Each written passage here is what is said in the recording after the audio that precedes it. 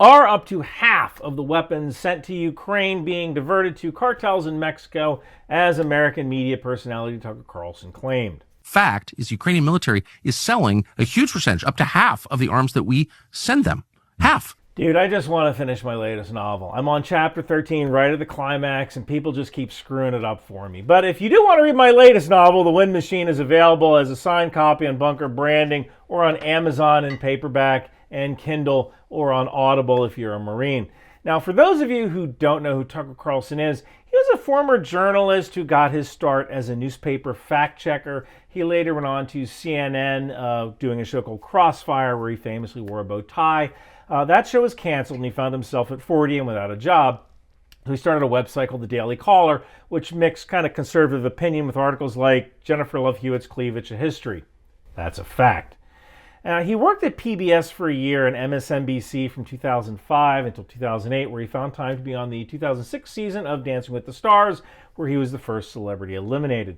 He was hired in May of 2009 as a Fox News contributor, where eventually he hosted Tucker Carlson Tonight, until he was dismissed in 2023 for using derogatory language about his colleagues. He eventually started a show on Twitter, now known as X, where he kind of reinvented himself as like this folksy fly fisherman in a cabin kind of thing.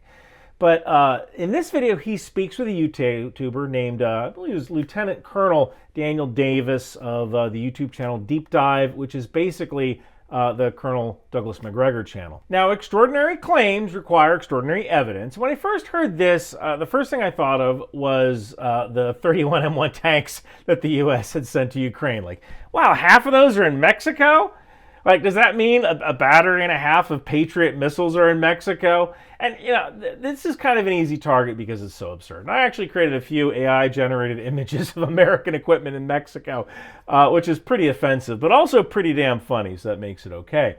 And, I mean, during this whole thing, I kept thinking of, like, a cholo trying to run a Patriot battery. Io di tu puto madre, man! Stop touching the radar! Now I gotta do a system reboot, yo! Pinche! Sorry, I just got one more. Shoot like a cholo. And while it is funny to think of the cartels operating HIMARS rockets, logically, if anything is being smuggled, it would be small arms, right? Maybe crew-served weapons, maybe some small anti-tank missiles. Now, this trope kind of started in June of 2023, just as the Russian disinformation machine was kind of finding its legs with the West. There, a video surfaced which claimed that a cartel member was carrying a Javelin missile launcher, which was sold to the cartel from Ukraine. And there's a few problems with this. The first is that that's not a Javelin, it's an AT-4, which is a short-range, unguided anti-tank missile. And second, this is a demonstration trainer, you can tell by the yellow band. Occasionally, you can find them demilled and available at gun shows. God bless America. Shoot, I have a gun back there. I actually think I have a gun in every single room of the house, except maybe the bathroom. And kind of the funny thing here is that if Ukraine is attriting the Russian army with 50% of the weapons we gave them, what the heck does that say about the Russian army? Now, when it comes to corruption in Ukraine, you can kind of divide Ukraine into two chapters. There was the chapter before the 2014 revolution, and then there was the chapter after the 2014 revolution.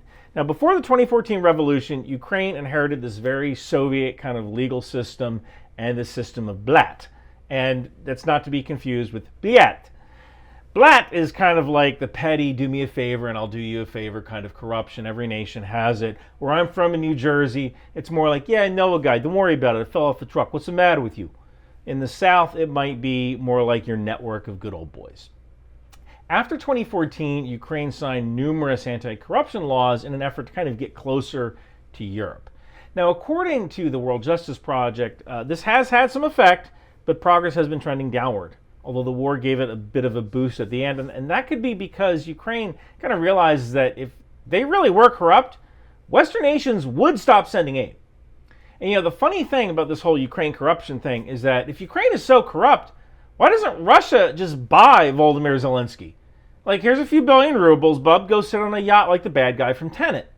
But no, he has to be like, oh, I'm going to fight for my country. Beware the honest man. Me, I'm dishonest.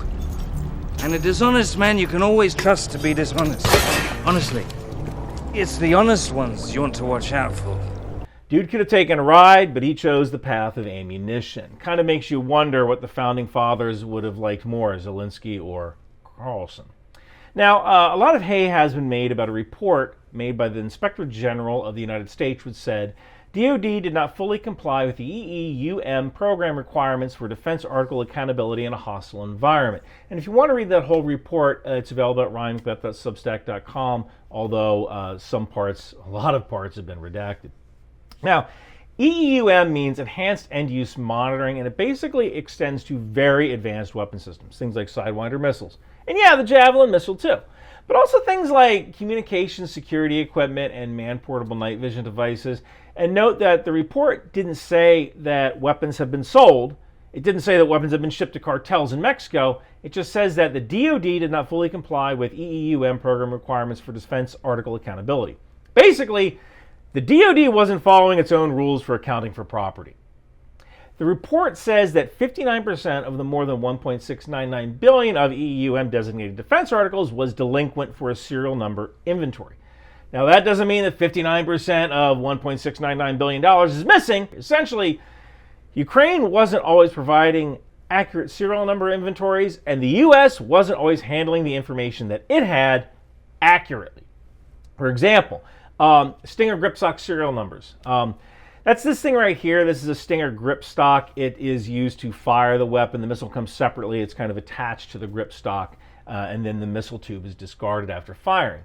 The serial numbers for the Stinger grip stock that was sent to Ukraine were provided by the Army to the DoD in an email in March of 2022. But DSCA, or the Defense Security Cooperation Agency, didn't enter them into their database until May of 2023. So for like 14, 15 months or so, it may have certainly looked like we lost those weapons because the inventory was sitting in someone's inbox for a freaking year. Again, that doesn't mean the Stingers are sold to Mexico, but it does mean that a bunch of weapons hadn't been entered into a database accounting for they were. That's our fault, though, not Ukraine's. We did that to ourselves. So, logically, could weapons from Ukraine make their way to Mexico? Think about it like this. Some of the best flautas in the world are at the Chili Pepper in Yuma, Arizona. I live in Silver Spring, Maryland. And even though the Chili Pepper has some of the best flautas in the world, I'm not flying to Yuma to go get them. If I want Mexican, I'm going to J&J's because it's right off Georgia Avenue where I live in Silver Spring. And the fact is that drug cartels do the same thing. They tend to get their weapons from the U.S. And this is to the tune of roughly 200,000 or so weapons a year coming into Mexico from the U.S. This isn't the Gifford Center saying this. This isn't the Brady campaign or David Hogg. This is the Wall Street freaking Journal. Military weapons go missing every time. That's a fact. And if you've ever been part of Hands Across the training area, you know what I'm talking about. A missing weapon is a great way of turning a 5-day FTX into a 2-week exercise of walking through the woods looking for a weapon or a set of night vision device. The Army Times reported that 1,303 rifles and handguns went missing from the period between 2013 and 2019, and some have ended up in street crimes. The Army Times even showed a picture of a shipping container from Letterkenny Army Depot where 40mm grenades have been stolen. So if I'm a cartel member, am I going all the way to Ukraine for my flautas, or am I going to go to the United States, which is right next door? Now, once in a while, you do find things like rocket launchers in Mexico. For example, this RPG-7 was found on December 28, 2024. Although this is an inert training model, you can tell that from the fact that it doesn't have a booster charge. So why would someone import an inert weapon into Mexico? I'm not entirely sure. It sounds like a good way of ending up like Helen and Ozark. And the truth is, yeah, maybe someone wanted to make a quick buck and wasn't thinking, or maybe the RPG is for branding. The cartels might want to make it look like they have rocket grenades so that police are more reluctant to mess with them. Now let's look at this from the standpoint of cartel leaders. Yeah, I might want things like rockets, especially since the Mexican police and the Mexican military use up armored vehicles. And some cartels have even been constructing their own narco tanks, which are mainly built on heavy-duty truck bodies, some of which have been captured by the Mexican government. And while these aren't tanks in the traditional sense, it could certainly give police officers who do not traditionally have their own anti-armor weapons a hard time. Now, one thing cartels have been doing is using drones for both ISR or using drone drop munitions like grenades. And one thing you might ask is, well, where are they getting the grenades? And I can tell you, look, if you have machinists that are skilled enough to create a narco tank or a narco submarine, and chemists who can make drugs, making your own grenade really isn't going to be that hard, right?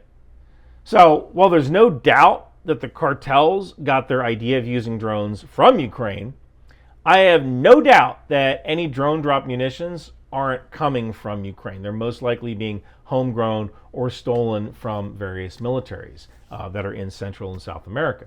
So why would you run the risk of having a shipment from Ukraine be intercepted on the high seas when you can just make something simple like a grenade yourself? And finally, if these weapons have been entering Mexico from Ukraine, why hasn't Mexico provided a list of serial numbers? Every single weapon has a serial number. This dude is grabbing serial numbers off a weapons cache in Iraq. And every box of ammunition has a lot number on it. Things right here. I can figure out where the ammunition was manufactured, who made it, and trace it through the whole supply system just with this lot number. So if this is happening, Mexico has surely captured weapons, ammunition boxes. I haven't heard a single instance of Mexico giving these lot numbers to the United States, so the United States can kind of trace how these weapons arrived in Mexico. And also note that it's in the cartel's best interest not to buy any weapons from Ukraine. You know, look, the millisecond President Trump thinks the cartels are using high-end American weapons in Mexico, basically anything on this list, U.S. Special Forces are going to be in Mexico beating the cartels like a piñata. So, you know, this war in Ukraine has been going on for 3 years now. That is a long time for not a single lot number or serial number to show up in Mexico. So that's kind of weird. And you also have the fact that if you do a Google search for the term, are Ukrainian weapons ending up in Mexico, what pops up first? Tucker Carlson's video and a report from TASS, which is the Russian news agency that references Tucker Carlson's video. I can tell you something, Mr. Carlson. If you go to report something and then a Russian news organization uses your video to advance a Russian agenda, maybe you've been hanging out with the wrong friends. You know, I've often said that infodom war, or information domain warfare, is a component of warfare. And infodom war can have kinetic effects. This is one of the reasons I have traveled around to various Army conferences advocating for striking foreign disinformation actors during wartime, either with cyber attacks or with more kinetic means. And here's an example of how the adversary can use infodom war. Let's say that Russia doesn't want the U.S. to arm Ukraine with howitzer ammunition.